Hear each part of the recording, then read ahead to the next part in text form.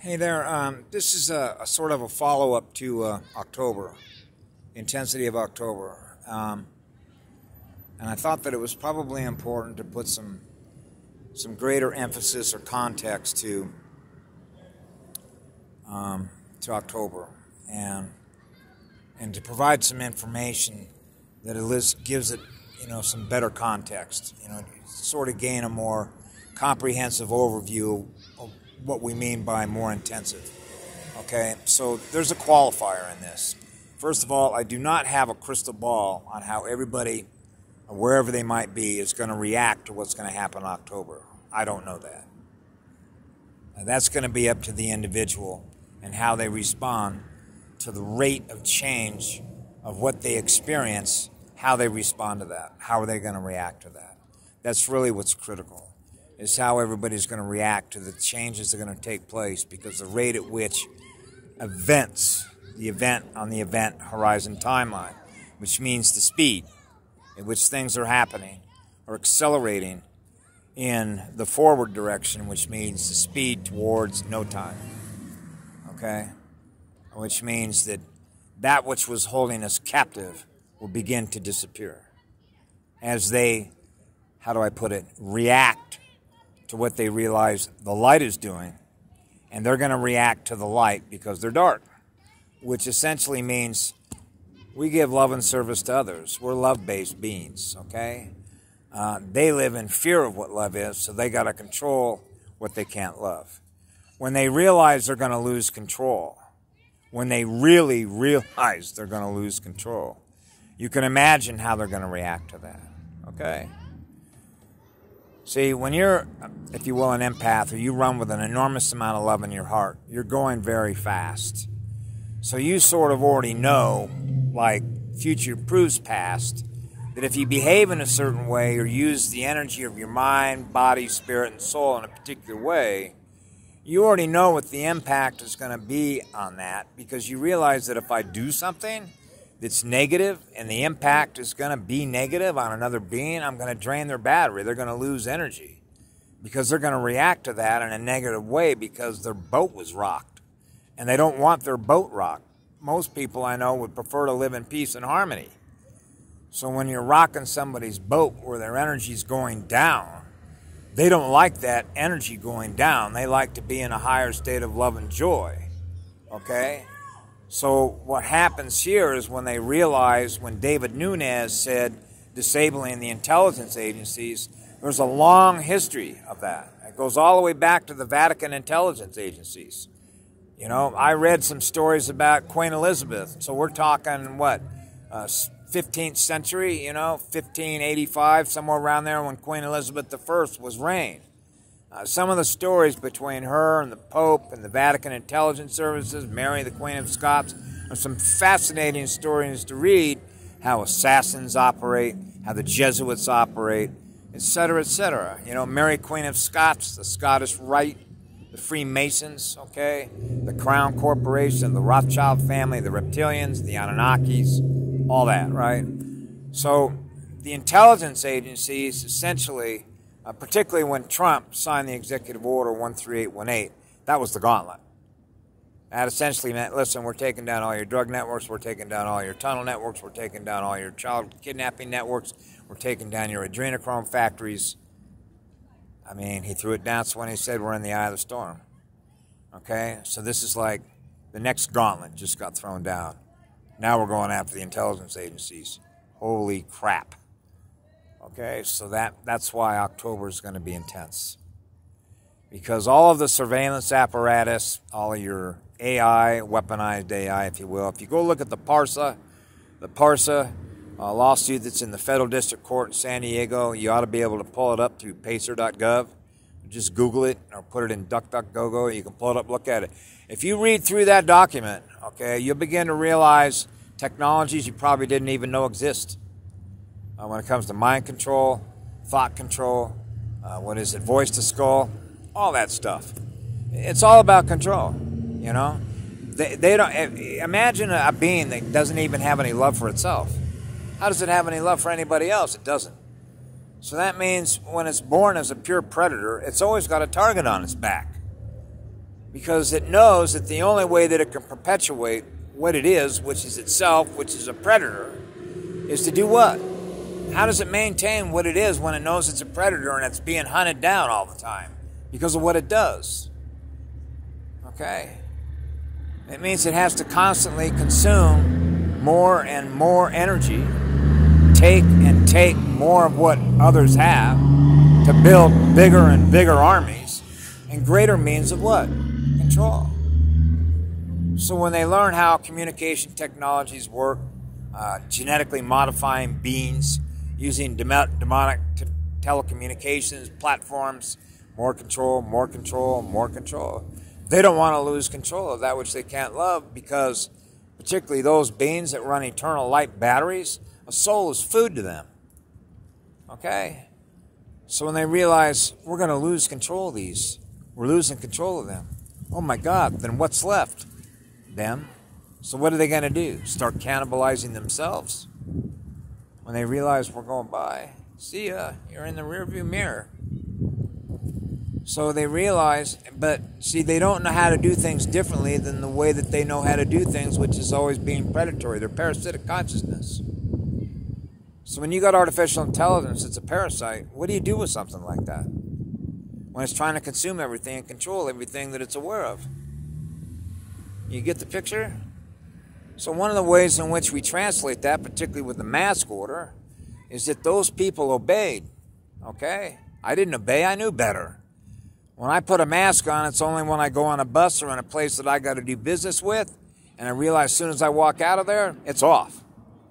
And the only reason I even put one on is to maintain my peace and my harmony within my own battery. Okay?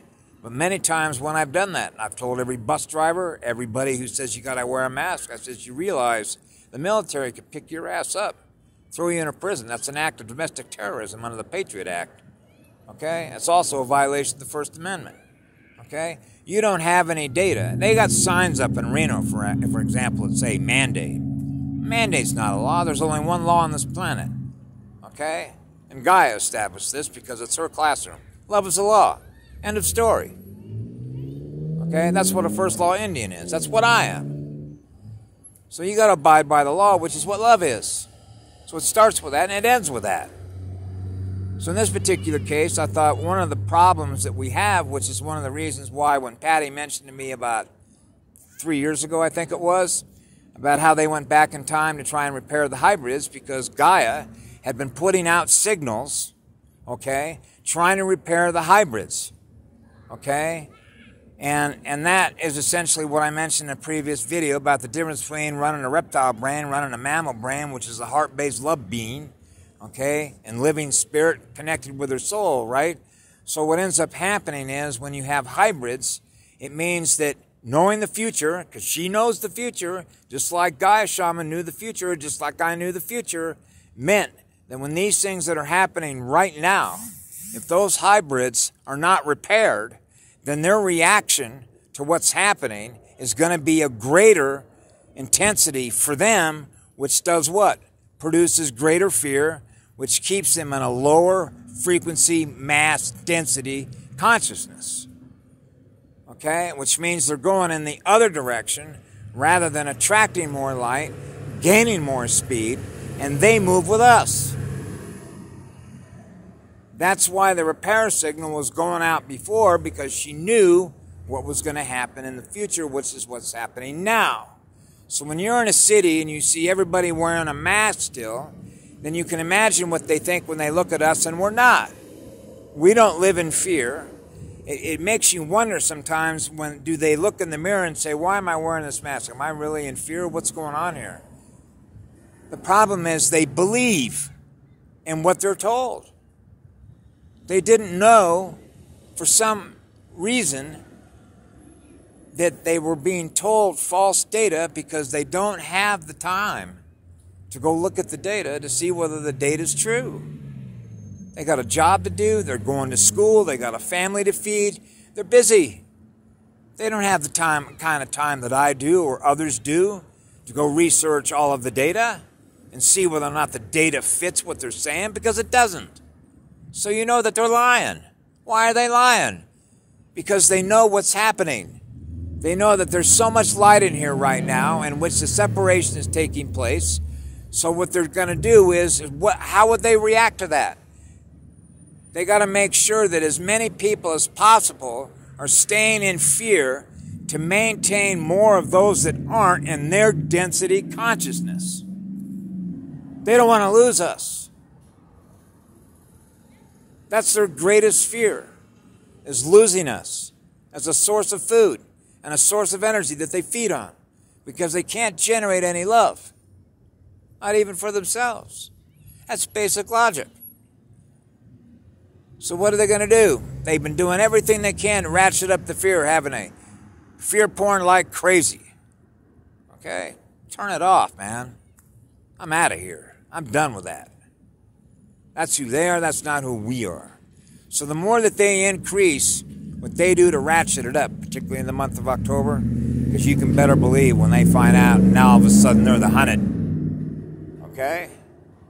Imagine how they're going to react to that. How would you react to that?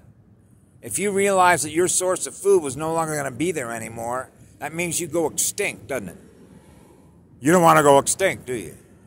So when you realize your source of food is leaving, what are you going to do about that? You get the picture? So that's why October is a critical month. That's why, particularly in cities with a lot of people that are wearing masks, that was the whole reason of trying to fix the hybrids. Because we got a lot of hybrids. I looked at the pie chart many years ago and realized, holy crap, 2 out of every 3 people you meet are not even Homo sentient sapiens. We got 5 versions of hybrids here. Okay? Most of which do not run high-speed frequency. Don't run a love vibration. Don't live in a state of peace. I mean, all you got to do is walk through any community and see how many people have a smile on their face and say hi to you. One of the things I used to do just to measure how much light it is, go down on a park bench or a bus stop and just start waving at every car that goes by me and see how many people wave back with a smile on their face. I did that the other day and counted 200 cars. You know how many people wave back with a smile on their face? 10. 10 out of 200 cars. That's bad. That's a measurement. Remember, we walk around with a ruler in the back of our pocket. We measure everything everywhere that we go because we're a lighthouse. We're trying to restore the light wherever it's been lost. So it's easy for us to measure it on a frequency distribution map given an area, a population density. It tells us the measurement of how much light is in that population. That's the reason I came into Reno, Nevada. Is to clear a lot of this stuff as best I could. So anyway, that's sort of some underlying context with why the intelligence agencies, why the month of October, you know, it's going to be what I call Mr.Toads Wild Ride. Anybody ever been to Disneyland? Been on Mr.Toads Wild Ride? It's going to be a little bit of a bumpy ride. Okay? But the light already won this. As I mentioned many times, everybody on this planet actually has a reason to celebrate. Singing and dancing in the streets. Okay? Because there is so much light in here. Most people did not have the benefit of being able to see everything that Patty Broussard put up. Okay? She did not get a large audience naturally. Just like I don't expect a large audience with me. Okay? They block all my stuff, just like they try and block all her stuff. Okay? They don't want people to wake up and realize what happened and know the truth. Because they don't want to lose what it is they feed on. Without us, they don't have anything they can control, do they? No, they don't. So it's like, bye-bye. So I thought I'd give you some underlying context. So as you see, as there was a guy who came out of my lab, mentioned to me, his name was Og Tellis. He says, there's going to come a point where people are going to start pointing at each other. You're in a state of fear. I'm in a state of love. You're going to begin to realize, but I certainly would not do that. Okay? Because all that will do will piss them off because they know that in the mirror that's true. They know they're in a state of fear. And the state of fear that they have is actually they fear themselves in that mirror because that's how it works. It's a bidirectional holographic cosmos. You are what you perceive you are. And that's based on the speed at which you're experiencing who you are when you look in the mirror. So if you're in a state of fear, you're in fear of yourself because that's a vibration you're experiencing. You're experiencing yourself. You're experiencing what you're in fear of in that mirror, which is yourself. You're in fear of losing energy. Okay? Which is itself, yourself. So if you are what love is, you know you never run out of that energy. When you learn that as a child, bang, you're running on high frequency energy. Now you're a lighthouse. That's why it's so painful when you know what happened to this classroom and why you realize so many people are in a state of fear. That's a measurement of how successful a classroom was to turn out lighthouses instead of turning out a bunch of dim light bulbs, that are burning out. That's sad. That's painful. So anyway, I'll leave you with that. Everybody singing and dancing. Follow your passion, live through your heart, and you'd be surprised what happens. I know it works for me. I hope it works for you, because we're headed in the right direction. I love you all. Have a great day. Everything's going to be just fine. I know that. I know that in my heart. I wouldn't say that if I didn't believe it was true. Okay? I know what's true. The truth is always in your heart. Anyway, bye now.